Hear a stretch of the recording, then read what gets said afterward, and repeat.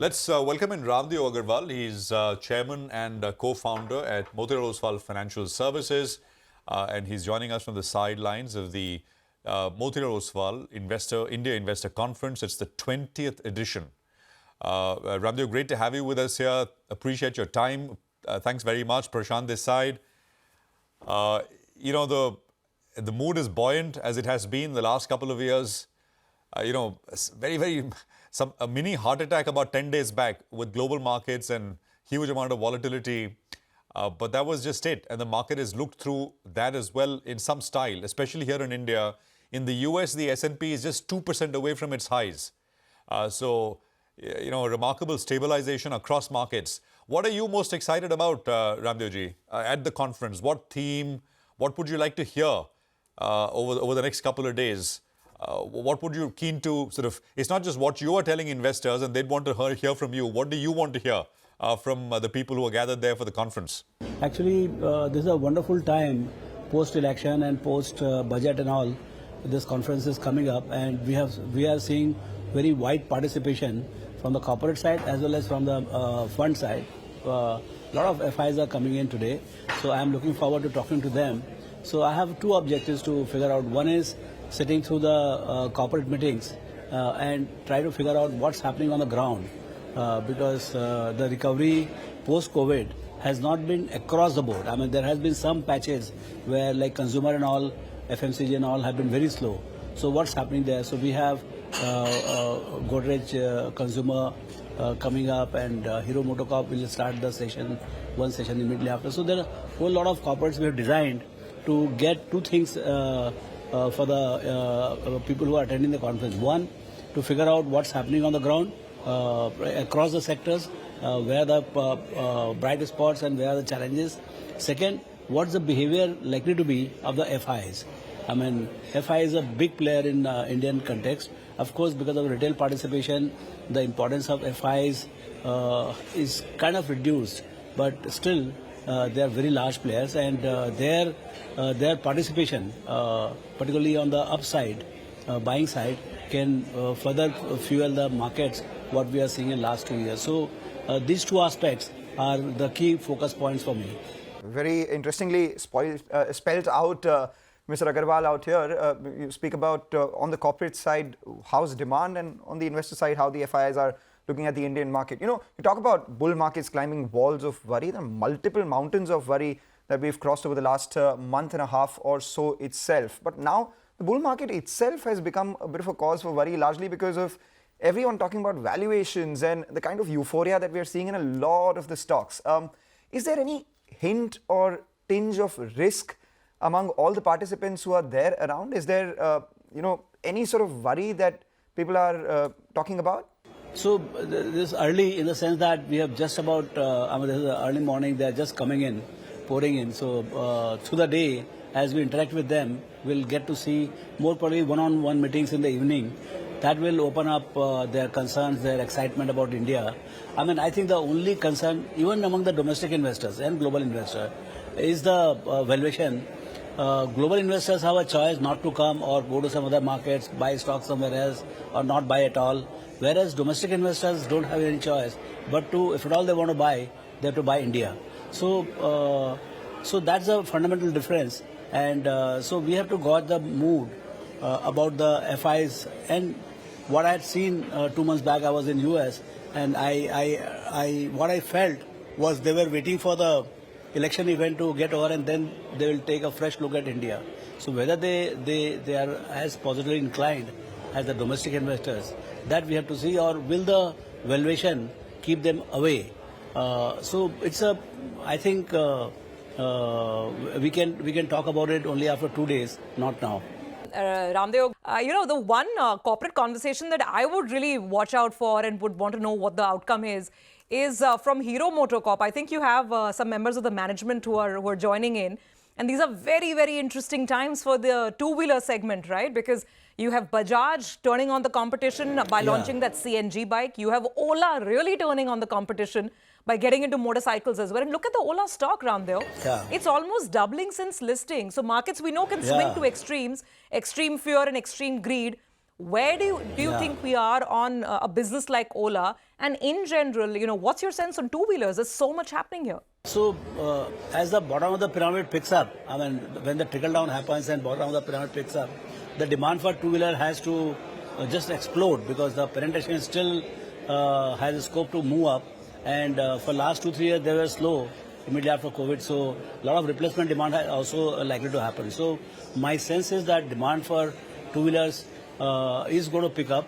But that's whether it is happening in aggregate. I mean, yeah, the excitement of Ola for their market share, the excitement of new business model, those things are there. But actually what is happening on the ground, that will come to know when we meet Hero management and Ola management or whosoever are there from the industry. So I would think that the best is ahead for the industry. As we go forward, recovery will pick up. I think we've seen the first quarter result. First quarter result was fantastic for Hero, and I think they are going to get back their volume pickup because monsoon is very good. So the post monsoon, I think when the crop time comes, my sense is demand will be quite buoyant. Got that. Raamdeo ji, one of the other names, by the way, is Zomato at the conference? I don't think so. I mean, they might be there as a company meeting, but they're not there on the CEO track. I see. I mean, we're getting newer and newer ways of assessing demand, right? Weekend orders. Yeah, I'm sure you would have seen. And the pace of ordering, it's something that you've been, I don't know if you have to do it now every weekend. On Monday, we have to see what the weekend was like we do for movies sometimes.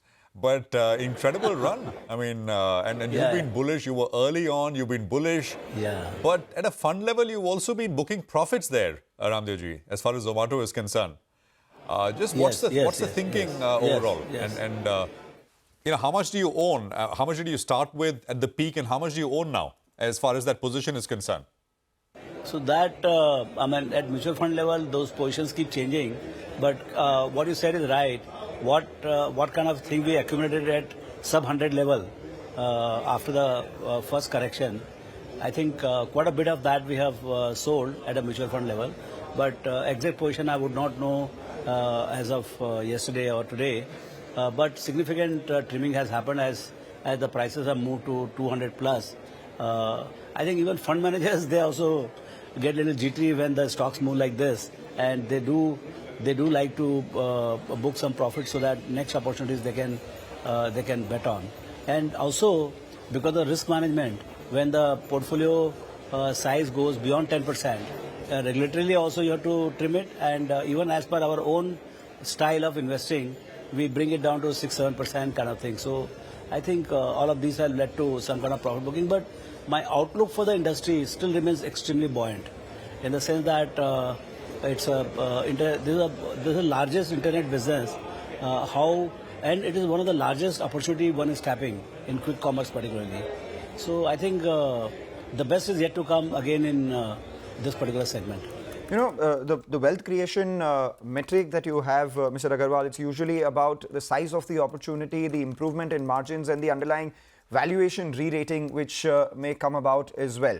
For Zomato, we've seen a fair amount of that, but the size of the opportunity still remains. I wanted your thoughts in particular on Trent, because there is a CEO track out there. Trent continues to compound at upwards of 80% when it comes to earnings. Valuation re-rating has happened, I mean, over 130 times 1 year forward earnings.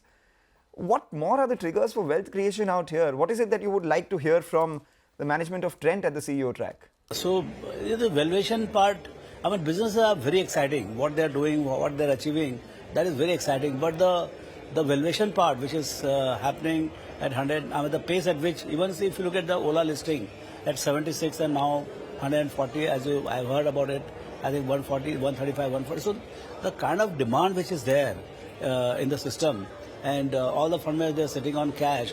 So valuation is one thing which is becoming difficult even for most bullish person like me to justify.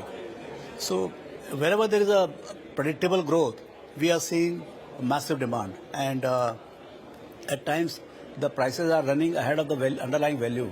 So I would think that prices even in Trent has reached a level which is very difficult to understand, but there is a momentum in the company's performance as well as in the price.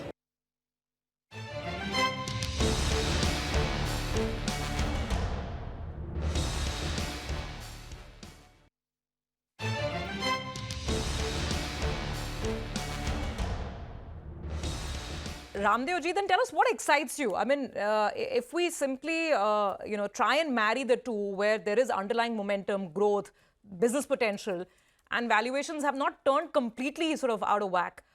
Where is that, that space in the market if you see it at all?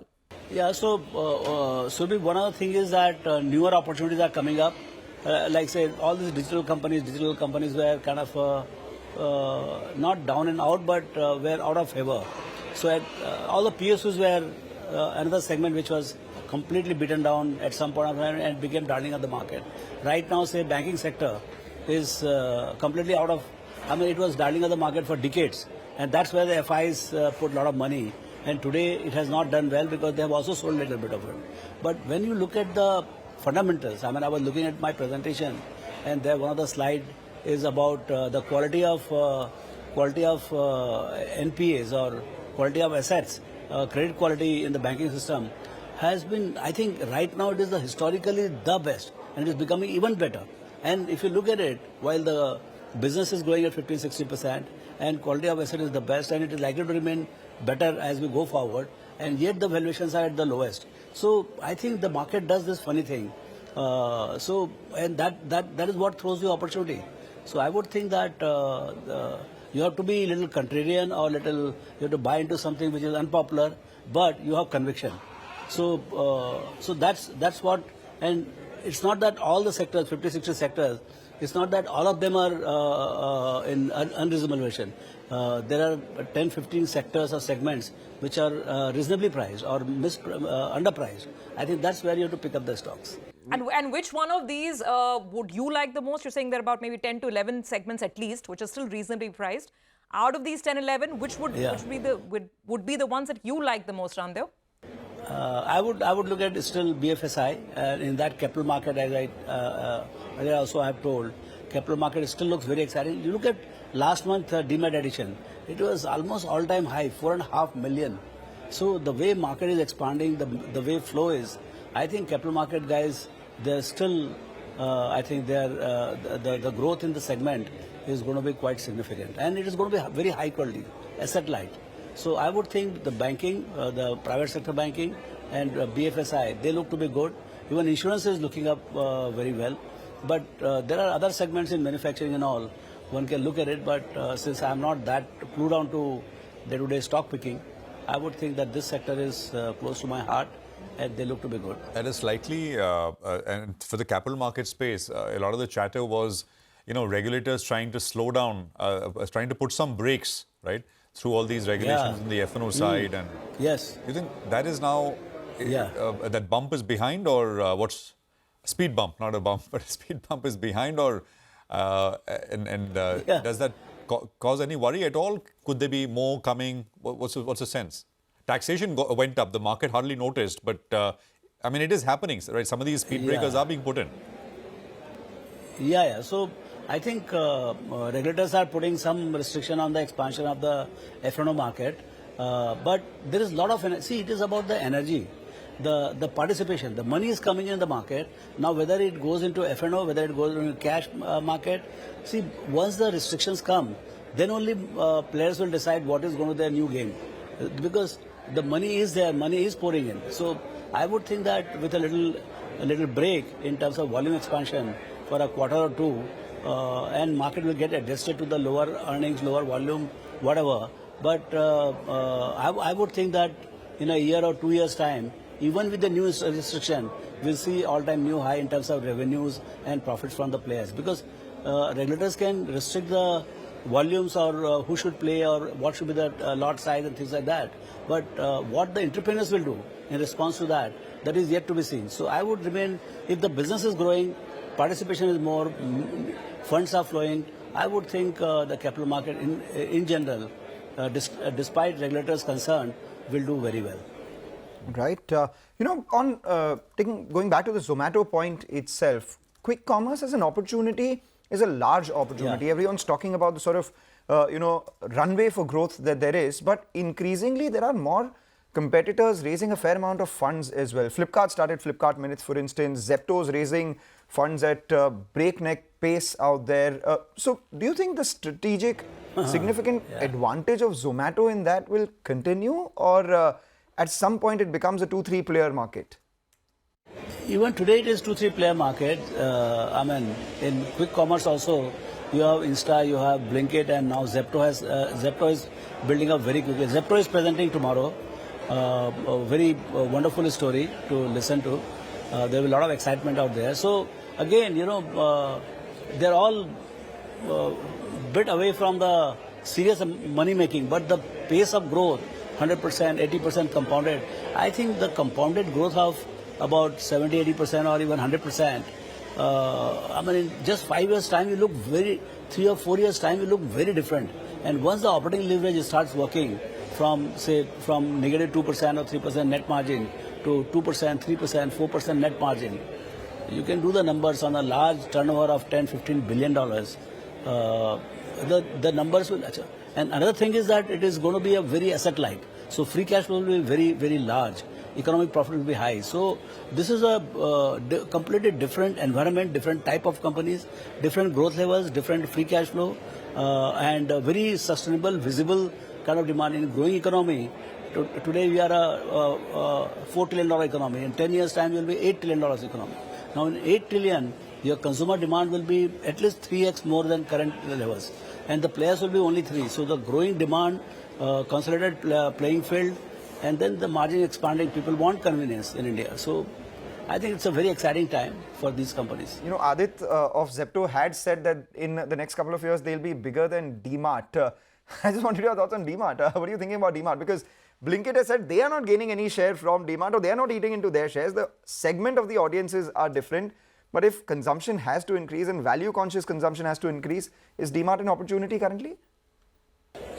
No, D-Mart has its own customer base, and I think still they have not covered the geography, the entire country. So, I mean, if you go to developed market also, I think this organized format stores, they have role to play, because ultimately this quick commerce, online buying and all, it can take care of some portion for the convenience, but the bulk of the buying happens from the stores. So I think D-Mart has a different segment, and they will keep doing well. Just that D-Mart might be growing at 15-20%, where these guys are growing at 80-90%. And 80% growth is not 4x. 80% growth is like 20x. So that has to be understood in the mind that 4-5 times more growth on the top line and bottom line is not 4x for the valuation. Raamdeo, I want to get your attention back to Ola. I mean, how can we not, right? And I think our viewers will really benefit a lot from your wisdom. You've seen this for decades and decades, right? So now here's a new business. And I guess timing is also very interesting, because we were just discussing Zomato. Zomato has proved to the street that good businesses can come. They can come making losses, but they can turn around. They can have sustainable growth. And maybe that's also having a rub-off effect on Ola. Apart from the scarcity issue that you described, right? I mean, to get good businesses at a good pricing. They offered this business at 76. The market is now almost giving them 150. Is it getting excessive? How should investors look at Ola? Subhi, I'm sorry to say that, but my knowledge on Ola is very limited, except that I know that they are clearly leader in their field, and in two-wheeler particularly I have seen being number one is very important. So on the electric mobility, they are clearly number one, and they have very dominant share, and so that dominant share is what market is very excited about, because still the transition from IC to EV is limited, and so I think at some point of time, as the transition picks up from petrol vehicles to electric vehicles, I think they are there to encash, and their positioning is so strong that it is going to be extremely difficult for anybody else to dislocate them from the current position, and that's what market is saying that, okay, you are number one and I want to be in my portfolio even if it is a little expensive. That's what I hear. I don't think the current fundamentals per se would justify the price one is paying right now. Raamdeo, let me ask you about what this means for the traditional big boys, right? And you have been one of the earliest, I think, persons who picked out Hero. It was one of the stocks many years ago that you singled out. Now, for Hero Moto itself, the landscape is really changing, right? You have Ola with this competitive, fierce intensity. They're getting into bikes, and their bike is starting at 75,000. There is Bajaj, which is always a challenger. Bajaj is saying we've got a CNG bike now. They want to also make inroads into the traditional stronghold of 125cc below, which was Hero. So for Hero Moto, a company that you've loved and liked and tracked for so long, what is the road ahead looking like? See, for them, both the sides are, see, one of the things is that now the competition in the IC side is not coming in the sense that new competitors are not coming. There are three guys, Bajaj, Hero and TVS. They themselves are kind of fighting among themselves. So if the market expands and the transition to EV remains slow, in that case, they have the entire booty amongst themselves. And then on top of it, the export market is also looking up. So I think they have, and also at some point of time, they'll also become a dominant player on the EV side. It's not that EV is left out to Ola or everybody has a EV offering, and I'm sure they'll give tough competition. But this is the problem of the winner's curse. When you are so good with the old technology, it becomes very difficult to get into a new one. Yeah. Ramdeoji, let's wind this conversation down. Politics is back, right, on the annual. The last election results did barely sort of cause any breaks, but now we got state elections. Although we don't have the date for Maharashtra yet, but we do have it for Haryana, J&K. Yeah. What's your sense? Do you think Maharashtra is a big one? Maybe it'll happen a little later. But they'll have to do it because the assembly session ends on the 25th of November, if I'm not mistaken. So they have to do the elections, I think 1st of October and then maybe mid-October, maybe a little later. What's your sense? Could it be a market moving event in that sense? Because it's not very far away. I would not be. I don't think so. I mean, if the central election where the ruling party lost its majority and we got into some kind of a coalition government, that didn't deter the market. I mean, what happens to us? How does a small one state election matter? In the sense that, yes, it is important politically, but as far as the stock market is concerned, I think we have seen and got over it much bigger event than what is ahead. Thank you very much for joining us, Raamdeo. We have a fantastic conference and we'll touch base in a few days. Thank you very much.